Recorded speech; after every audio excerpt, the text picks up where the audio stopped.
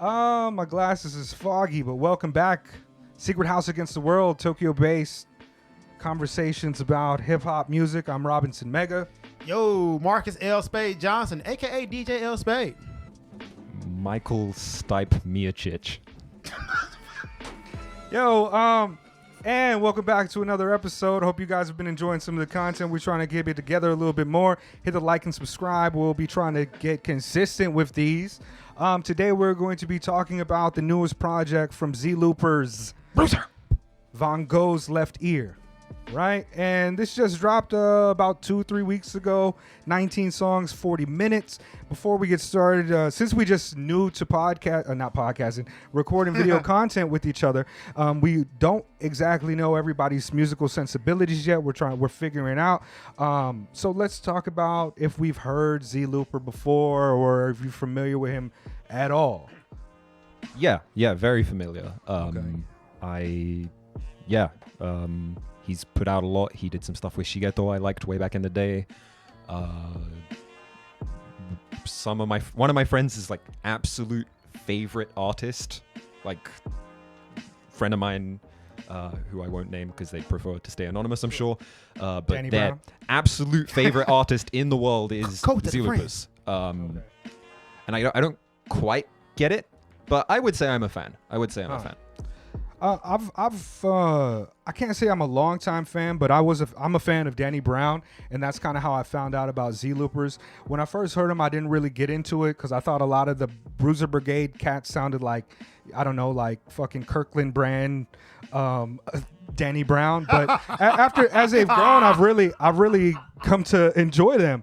And the first track I think I really paid attention to was Easter Sunday with Earl Sweatshirt. Why you shitting on Kirkland? Everybody shits on Kirkland. Hey man, I mean it's great value cola, whatever. I mean that went over my head. I'm not American. Okay, yeah. I understand the message. Like, I don't know what Kirkland is. Kirkland It's like- be out here trying his best to give y'all some quality Actually, products. shout out to Kirkland because isn't Kirkland a Costco brand? Costco brand, All right, yes. well this is like Sam's Cola then. Like Okay, that's what, yeah. when I first heard him, I thought they were all really trying to be like Danny Brown, kind of zany drug street raps, and it didn't speak to me. That's But because they are though, and that's the thing that kind of turned me off to them. Like, I've heard of Zelooperz, but to me it was just a knockoff Danny Brown. However, I can see a little elevation and it's getting a little more polished now.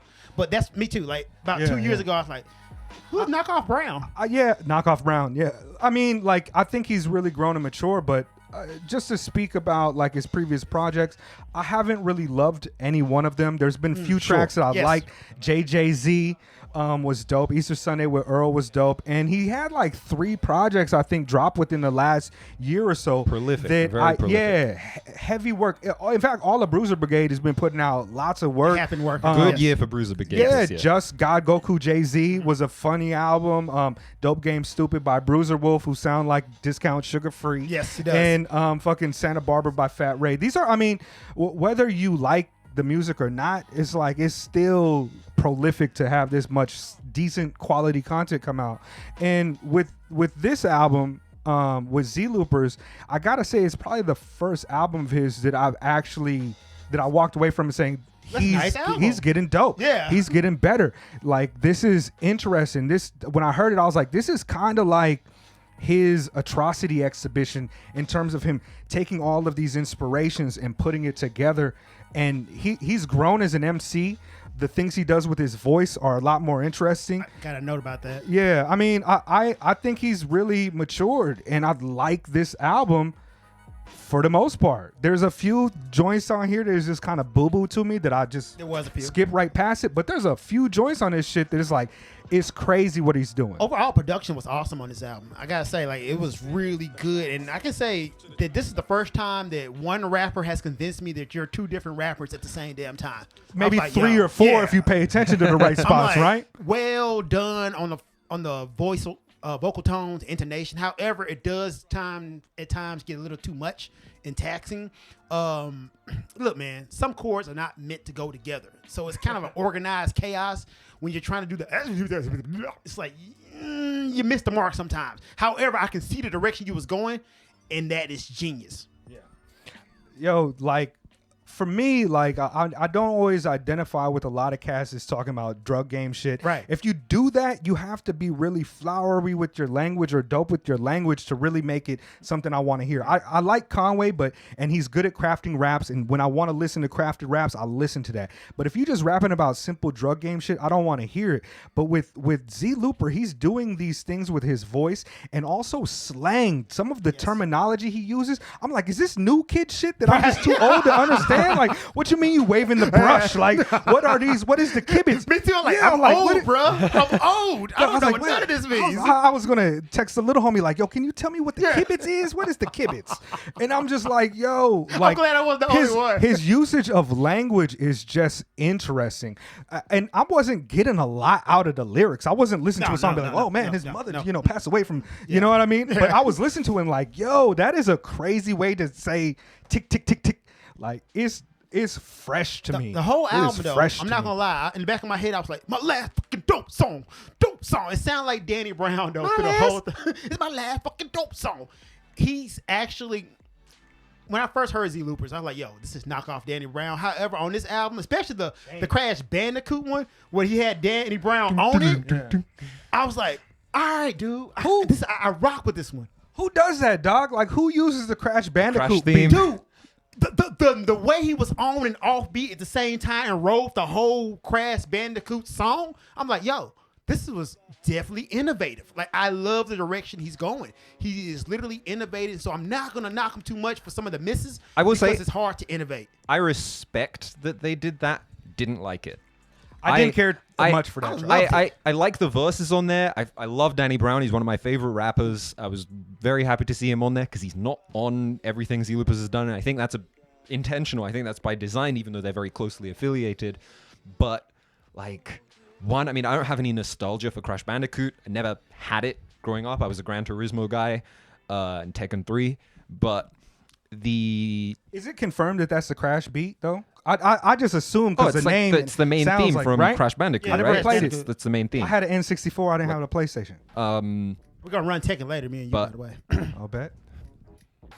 Hey, Jack gave you the wink like, bitch, Kazuya about to get his foot in your ass. Man, Word. that look said it all. Doria. Anyway,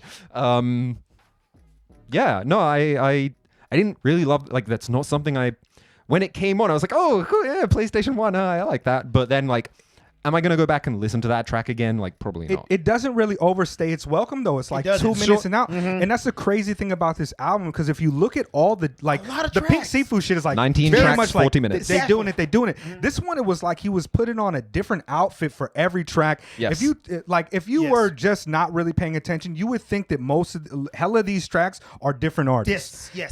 And yo, his styling has really came a long way for me. Before I was just like, you kind of funny with the voice, but man, he's doing different things. So many of these tracks is just like, this sound like some Bay Area shit. This sound like some indie rock shit. This sound like some Southern shit. This sound like some some underground experimental rap shit. Like, man, Paranormal Snaptivity, right? It got like some kind of 3-6 vibes. Yes, it does. And then the two cats rapping on there having almost Bay Area style with their flow. Sound like an E40 Stupid. type Yeah, flow. it's not like, and the lines are fucking kind of trash, to be honest with you, but they're fucking hilarious. Did you guys know the African American Tom Cruise? I knew a few of them. He said, "I'm Dwayne Johnson from the movie Doom."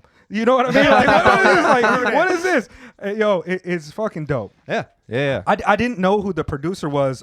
Who the hell is Carlo? Yeah, They got that Who the tag. hell is Carl? Like, yeah, Hank Hill. I kind of liked it when I first heard it. I was like, oh, that's kind of dope. It gives the album a kind of weird vibe that I think it sits in. It's like a weird fucking art piece. This album. It's like he said, get in the groove, you may end up liking me. Yeah.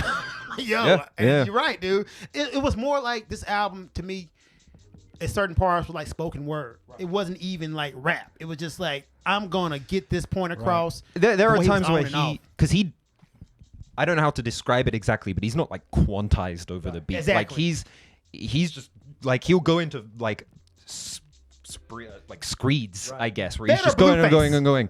And you know, the beat is kind of more of a suggestion, but you know, he does end like on the line. Notes, he ends on the note he hits.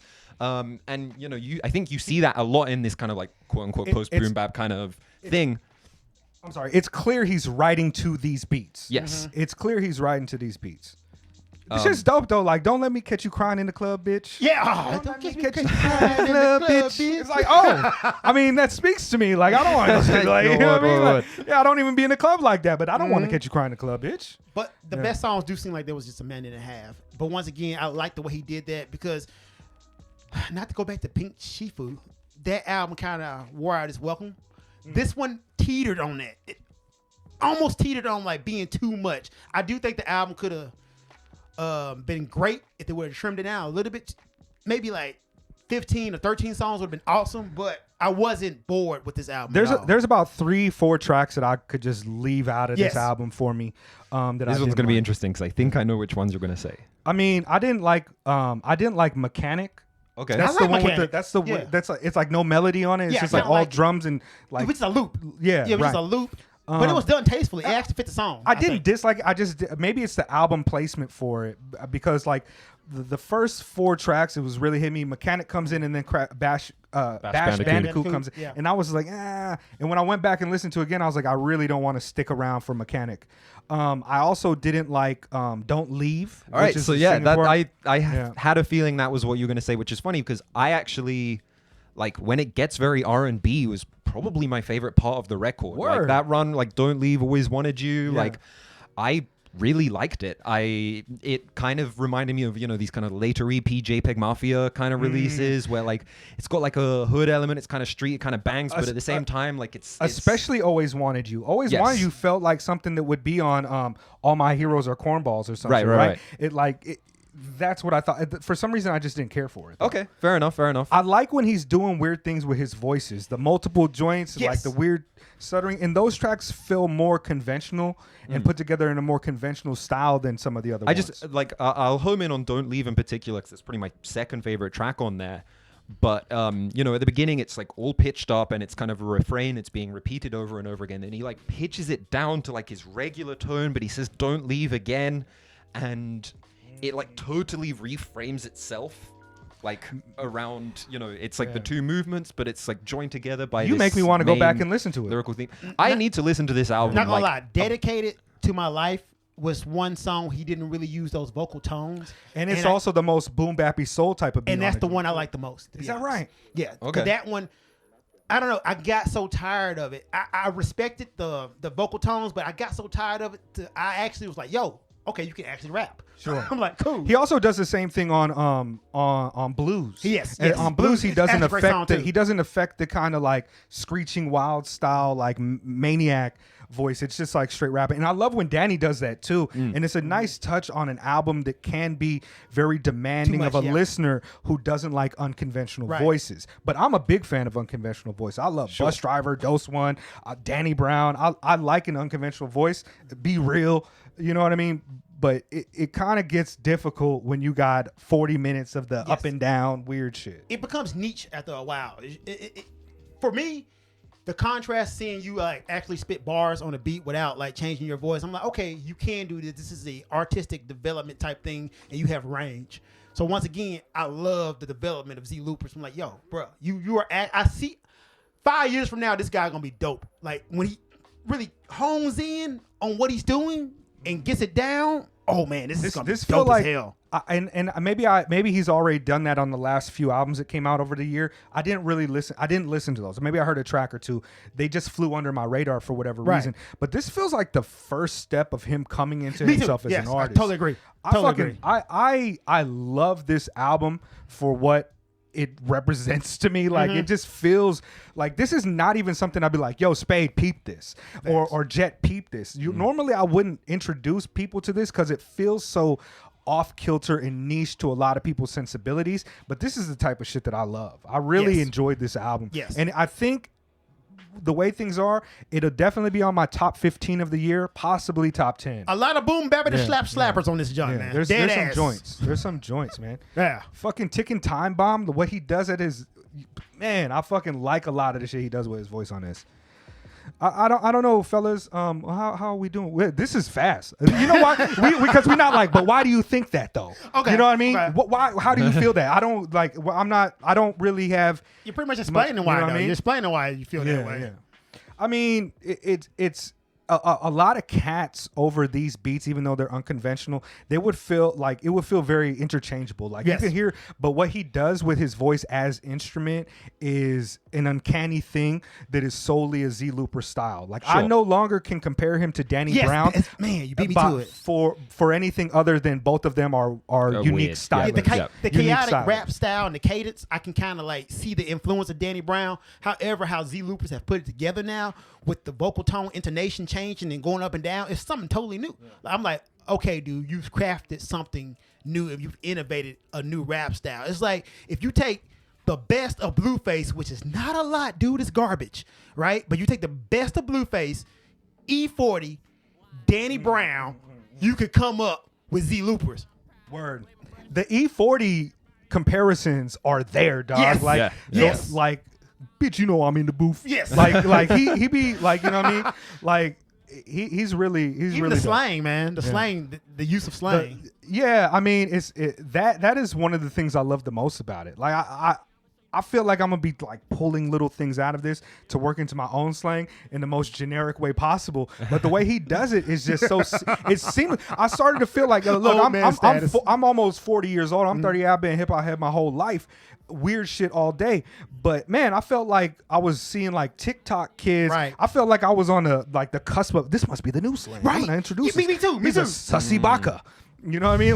Like I don't know wherever the new slang comes from, but this It made is me want dope. to use it though. The way he used it and put it together, man, I was just so pleased. Like it's finally somebody who's actually innovating and adding something new to hip hop, not just doing the same fucking shit. I didn't mean to cuss. Peep this right here. Niggas think I'm being optimistic. Feel like psychic, then it been my eyes crystal ball glistening. Bitch, you know I came off the block, that's why everybody listening. Pass the chase 40. cause we ain't get no gifts on Christmas. Wait for the bit that night. How much time it take? Put in a bit and pregnant.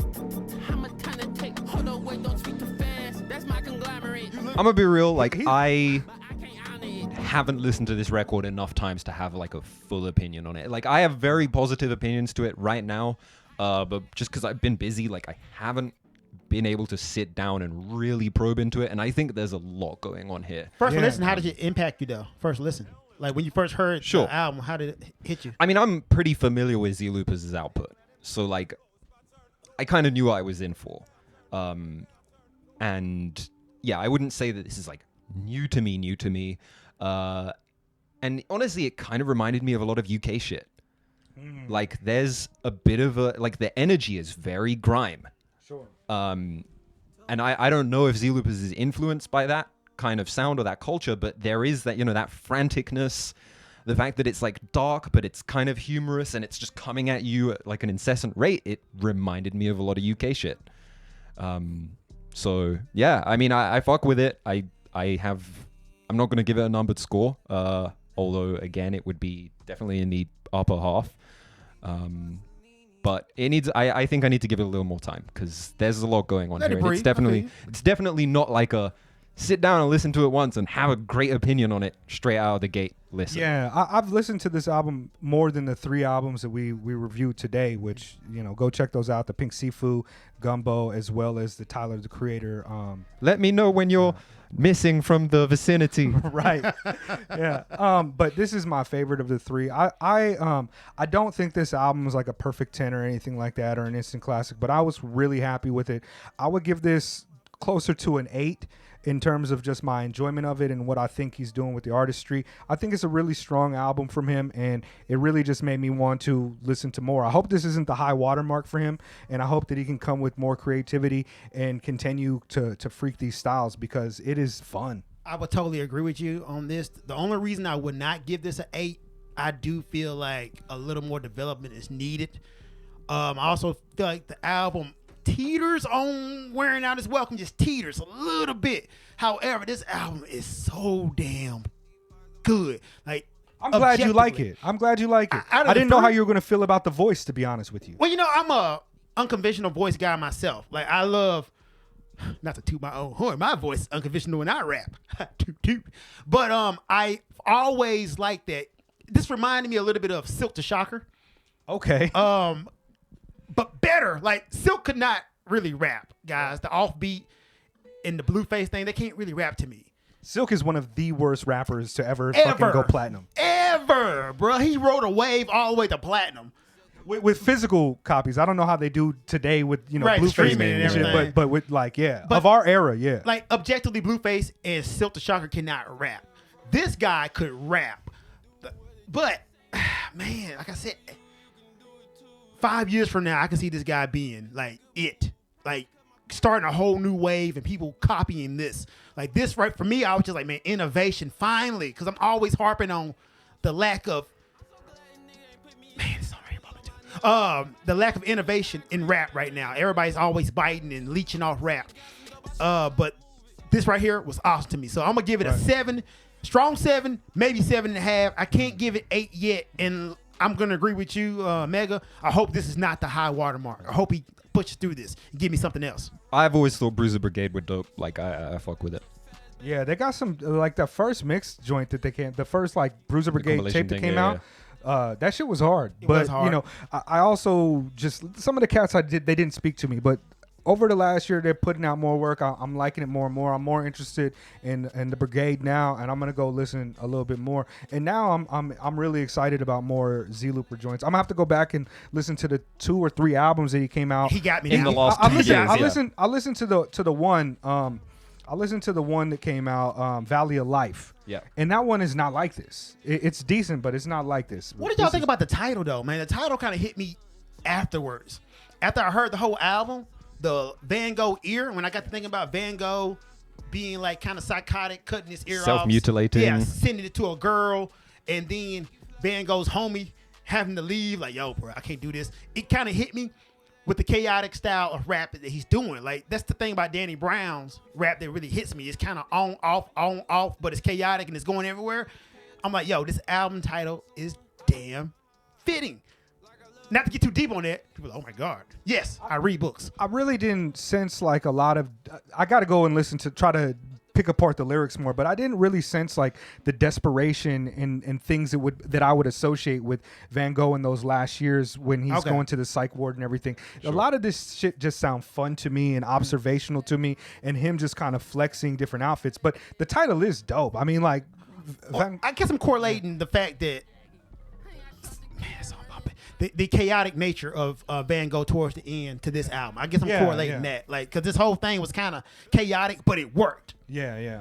I agree with all that. I mean, I again, like, the first few times I listened to it, I'm kind of marveling at what he's doing with language in his voice. I'm not really trying to pick apart like deep meaning from a lot of the songs unless they're directly in your face with what they're alluding to. So maybe there's more here. Like, when you listen to Danny's shit, like, you get, like, oh, God damn, like, you was slinging crack to, like, pregnant women. Like, oh, my God. And this doesn't have that type of gravity or desperation. It does not. That an Atrocity or Triple X has, or Triple X. But, I mean, something is going on here that is just beautiful, like Van Gogh's work. He has his finger on something, man. Keep on putting pressure on it, my homie. Keep on putting pressure, Z. You're there, in my opinion. Easily. Yeah. Let's go. Man, that's hard, dog. Yeah. Oh, wait. I got one more question. Fuck the all-right. Fuck Spyro the Dragon. One more question. What beat is this? Is this like He-Man or fucking... He-Man. This is He-Man? The He-Man sample went hard. I mean, thank you for bringing that up, man. Because the He-Man sample was done well. Because Ludacris used the He-Man sample. Did he? Okay. Yeah. But I ain't gonna lie. I was gonna sample He-Man. I'm like, yo, somebody did it well. Yeah. He did it well. And he wrote the beat well. I couldn't place it. You know, I haven't seen a He-Man cartoon in 2 decades, but I was like, I know this. Yeah, I thought it was He-Man. Wasn't really a thing in the UK. Kind of went over my head. You're not missing nothing. You're not missing. It was booty. It was a marketing grab for money. Yeah. Like all Saturday morning cartoons. Yo, shout out to Mossman though. Mossman is only the only black character. The only black character, and he was booty. Yeah, I mean, he was also green and brown and but he had the power to control all the plant life. So yeah, I mean, shout out to Mossman. You know, on the new one, Mossman is on there. I don't spoil it for me. I'm gonna watch it. You're not missing much, but yeah. Secret House. Oh, I don't got no beats in the background. Shit.